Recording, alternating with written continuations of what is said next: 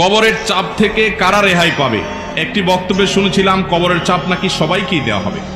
ভাইরা আমার, কবরের আযাব, বিশেষ করে কবরের প্রথম চাপ, আযাবটা শুধুমাত্র পাপিষ্ঠদের জন্যই হবে, কিন্তু কবরের যে একটা চাপ থাকবে, কবর প্রথমেই একটা চাপ দিবে। যারা কবরস্থ হবে না, বারজাখী জীবনে যে যেখানে তার ধ্বংসাবশেষ থাকুক, সেখানে একটা প্রেসার প্রত্যেকটা মানুষকে দেয়া হবে, একটা চাপ থাকবে। একটা হাদিসে আসছে, নবী করিম সাল্লাল্লাহু আলাইহি ওয়াসাল্লাম বলেছেন, এই চাপ থেকে কেউ রেহাই পাবে না। যদি কবরের চাপ থেকে কেউ রেহাই পায়, তাহলে সে সাদ ইবনে মুআজ রাদিয়াল্লাহু তাআলা একজন সাহাবীর কথা বলেছেন, তিনি পাবেন।